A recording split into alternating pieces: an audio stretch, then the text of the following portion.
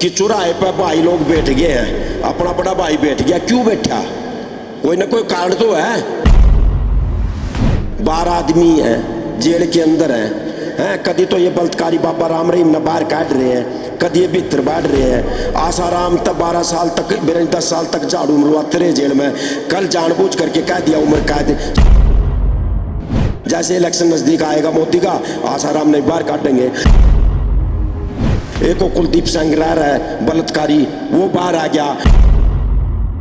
इन आदमियों को बाहर काटने लग रहे।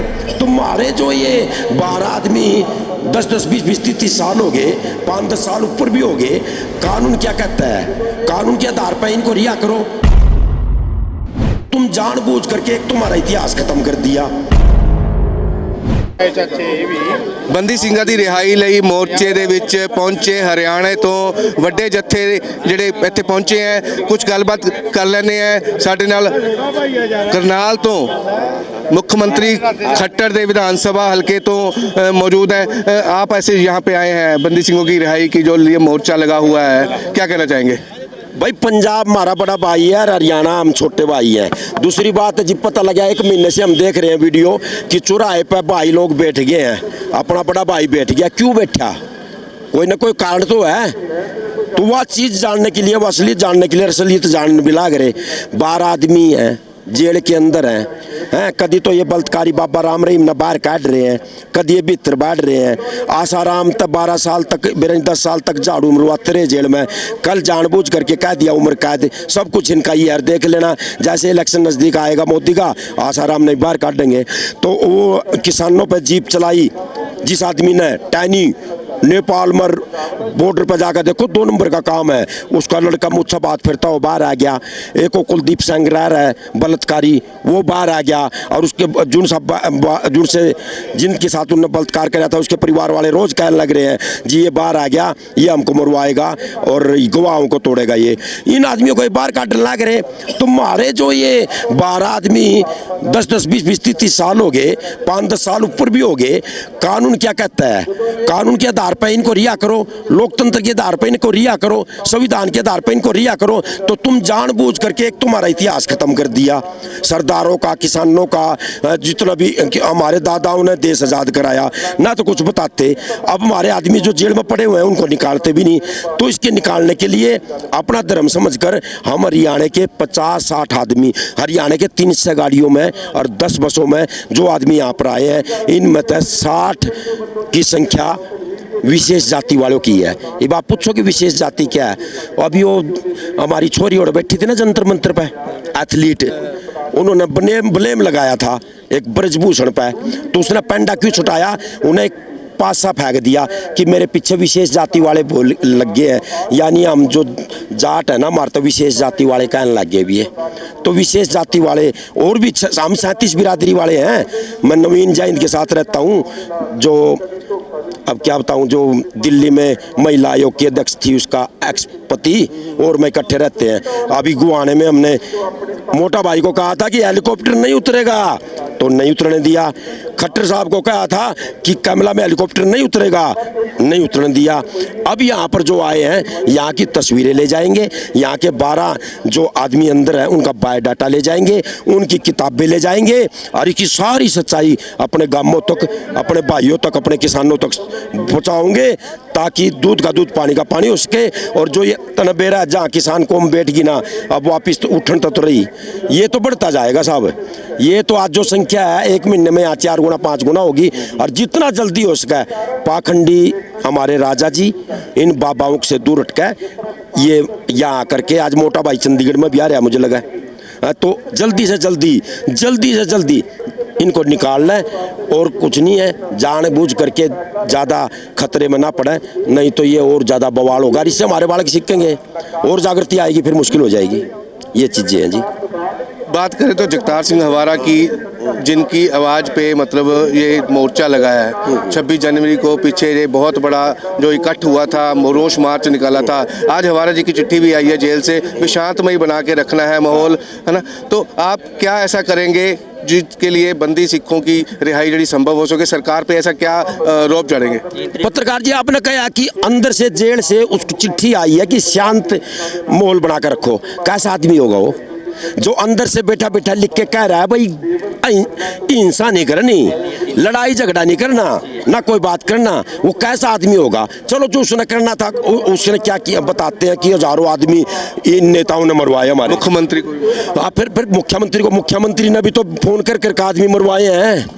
जिसका बालक चला जाता है उसने पता लगता है कि मैं क्या हुआ है इन लोगों ने, तो उसने ठीक है अपनी कौम के लिए उसने काम कर दिया, पर कानून के आधार पे अपनी सजा काट करके 10 साल ऊपर भी तो हो चुका है, कितना ही बड़ा हो। पर बात ऐसे है, अब एक आदमी वो जो अमेरिका से आया था, हमने तो यार सुनी किसी सरदार पे, अमेरिका से जो आदमी आया था अभी शादी में होया था, 1 महीना हुआ था, उसने बाजार में घूम रहा था, उन्हें पिक्चर ही तो बनाई थी, पिक्चर तो भी आई है मोदी पे BBC, वो कौन सी है, क्यों बैन लगवा दी? तो बैन होगी। गोदोरा कांड की पिक्चर जब भी कोई देखेगा तो और या इसको जेल में बांट दिया 5 साल से, अब तक तारीख भी नहीं शुरू करी, तो ये अमेरिका में है या, तो ये कब तक चलेगा? हमारा देश वास्तविक आदमियों का देश है, हमारा देश भगत सिंह की बातों का देश है, मतलब हमारा देश सरदारों का देश है, हमारा देश किसानों का देश है। यहाँ किसान कौम है, गलत सहन नहीं करेगी। यहाँ जितनी भी लड़ाइयाँ लड़ी है हमारे फौजी भाइयों ने लड़ी है। अब ये जो मोर्चा लगा है, फिर कहना चाहता हूँ, यहाँ हरियाणा भी आएगा, राजस्थान भी आना शुरू होगा, हिमाचल भी आएगा, उत्तर प्रदेश भी आएगा, और ये ऐसा पलटी, ये चीज़ खतरे की घंटी बढ़ चुकी है। तो हम ये चीज़ बताने लगे, ये चीज़ शुरुआत हुई है। मतलब लगता है जैसे सिंघू बॉर्डर पे किसानी आंदोलन 1 साल चला है, हाँ। तो यहाँ भी ऐसे ही आगे मोर्चे लगेगा। 1.5 महीना हुआ है ना, 25 दिन हुए, 25 दिन में आप देखो ना कितने या कुछ भी हो कितने लगे, उससे भी ज़्यादा मतलब ये चीज़ अन्याय हो रहा है ना। ये बाबाओं को, बलात्कारी बाबाओं को बाहर निकाल रहे हैं ना, तो ज़्यादा छूट रहे हैं ना। ये बलात्कारी MLA MP को बाहर निकाल रहे हैं, ये गलत काम कर रहे हैं, उसको आदमी पढ़ रहा है। और ये जिनकी 10-10, 15-15 सजा पूरी होने के बाद, तो मुझे लग रहा है कि यहाँ और ज़बरदस्त क्या, ये 2 महीने में शायद मान ही जाएगा। ये BJP वाले हैं ना, सतरंगी कहते हैं इनको, ये जब इनका खोद लगती है ना तब ये हाँ भरते हैं, कोई भी काम कर लो।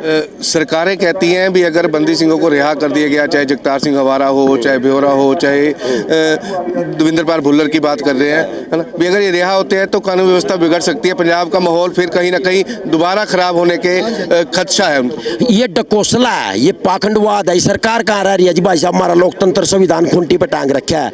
ये जो आदमी आज भी जेल में बैठा बैठा चिट्ठी लिखता है भाई हिंसा नहीं करनी, वो आदमी बाहर आकर उकसा होगा?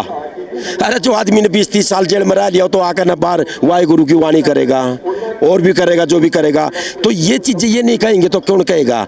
ये सारे जेल में जाएंगे। अगर असली राजा हमारे देश में आ जाता है ना, कोई बदली हो जाती है राजनीति की। अडानी लूट गया, 15वें नंबर पर है आज। ऐसी ऐसी कंपनियां हैं, उसके कर्मचारी भी नहीं अडानी के हैं, तो इन्होंने पूरा लूट खाया। ये हमारे देश में अंधविश्वास, पाखंडवाद फैला करके हमारी निचली पीढ़ियों को कायर डरपोक बनाना चाहते हैं, और इनको अंदर वाले आदमियों को छोड़ना पड़ेगा। ये हरियाणा की आज आपके सामने बात है, और जो हम कहते हैं इनको छोड़ना पड़ेगा, छोड़ना पड़ेगा, छोड़ना पड़ेगा। संदेश क्या देना चाहते हैं? और संदेश आखिर मैंने दे जाऊँ भाई हरियाणा वाले हो, जितने भी गाँव वाले मेरी बात सुन रहे हो, भाई ठीक है, अपना पंजाबी कमावा है, आप यार आकर देख लो। 25 दिन हुए हैं और सिंघू बॉर्डर की तरिया 40 पैसे जगह कवर हो चुकी है।